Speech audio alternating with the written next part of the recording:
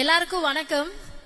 ஒரு பொண்ணா நம்ம தமிழ்நாட்டுல இப்ப நடக்கிற சில பிரச்சனைகளை என் பார்வையில நான் ஃபீல் பண்றதை இந்த மேடையில பேசணும்னு நினைக்கிறேங்க. சும்மா நார்மலா ஆரம்பிப்போமா, பிராக்டிக்கலா. இப்ப இருக்கக்கூடிய திமுக ஆட்சி கிட்ட டைரக்டாவே ஒரு கேள்விக்கு முன்னாடி ஃபர்ஸ்ட் அவங்க பண்றதை பார்த்துலாமா? ஃப்ரீயா பஸ் விடுறோம் பெண்களுக்காக அப்படின்னு சொல்லி பண்ணிட்டு இருக்காங்க. அடுத்து மாசம் மாசம் நாங்க 1000 ரூபாய் காசு கொடுக்கறோமே அப்படின்னு அதையும் பெருமையா வேற சொல்லிக்கிட்டு இருக்காங்க. இதெல்லாம் கொடுத்து என்ன பிரயோஜனம்? இங்க இவ்வளவு பெண்கள் இருக்கீங்க, நீங்களே சொல்லுங்க, பெண்கள் நம்ம நிம்மதியா இருக்கிறோமா? பெண்கள் நிம்மதியா இருக்கிறோமா அப்படின்ற இந்த கேள்வியை கேட்டா இப்ப இருக்க திமுக ஆட்சி என்ன பதில் சொல்வாங்க? இந்த கேள்விக்கு அவங்க கிட்ட பதில் இருக்கா? ஃபர்ஸ்ட் எப்படிங்க நிம்மதியா இருக்க முடியும்? பாதுகாப்பே இல்ல. பாதுகாப்பு இருந்தா தானே நம்மளால நிம்மதியா இருக்க முடியும். பயந்து பயந்து பயந்து டெய்லி அவ்வளவு கஷ்டத்தை அனுபவிச்சுட்டு இருக்கோம். இது சரியா இருக்குமா, இங்க போனா பாதுகாப்பா இருப்போமா, அவ்வளவு கேள்வியோட தான் நம்ம தினம் வாழ்ந்துட்டு இருக்கிறோம். காரணம் டாஸ்மாக்.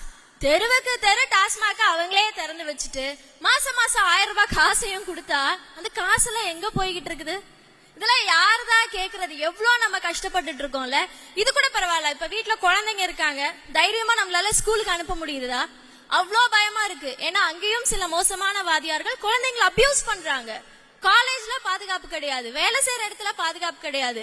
பெண்கள் எங்கேயுமே நிதானமா ஒரு நிம்மதியா வெளியில நடக்க முடிய மாட்டேங்குது.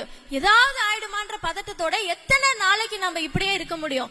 இன்னும் சொல்ல போனா நம்ம நாட்டுல வாழ்ற மாதிரியே இல்ல, ஏதோ ஒரு காட்டுக்குள்ளார பயந்து பயந்து மிருகம் கடிச்சிருமா, ஏதாவது பண்ணிருமா அப்படின்ற பயத்தோடய வாழ்ற மாதிரிதான் இருக்கு. இவங்க பொறுப்பான அரசியல் பண்ணுவாங்கன்னு பார்த்தா ஏதோ பொம்மை அரசியலை பண்ற மாதிரியான ஒரு ஃபீலிங் தான் நம்மளுக்கு கொடுத்துட்டு இருக்காங்க. இது பத்தாததுக்கு இன்னொரு முக்கியமான விஷயம் இருக்கு. நம்ம அன்புள்ள கனிமொழி அக்கா இன்னமும் மத்தவங்க ஆட்சியில தான் இளம் விதவைகள் அதிகமா இருக்கிறாங்கன்னு சொல்லிக்கிட்டு இருப்பாங்க.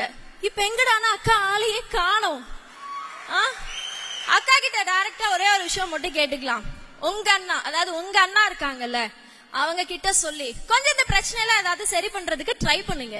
அப்படி ட்ரை பண்ணலையா விட்டுடுங்க, ஃப்ரீயா விடுங்க. எங்க அண்ணா இருக்காங்க, நம்ம கஷ்டத்தையும் சரி பண்ணுவாங்க, உங்க கஷ்டத்தையும் சரி பண்றதுக்காக நம்ம அண்ணா இருக்காங்க. நம்ம அண்ணா அவர்கள் 2026ல வெற்றி தலைவரா ஆட்சிக்கு வரப்போவது உறுதி. அண்ணா இது ஏதோ சும்மா ஸ்டேஜுக்காக அரசியலுக்காக சொல்லல, நிஜமாவே நீங்க தமிழ்நாட்டுக்கு அவசியம். நீங்க ஆட்சிக்கு வந்தே ஆகணும். பெண்களாகி எங்க எல்லாருக்கும் நீங்க ஒரு பாதுகாப்பு கொடுத்தே ஆகணும். எங்களுடைய கடைசி ஹோப் நீங்க மட்டும்தான். தேங்க்யூ.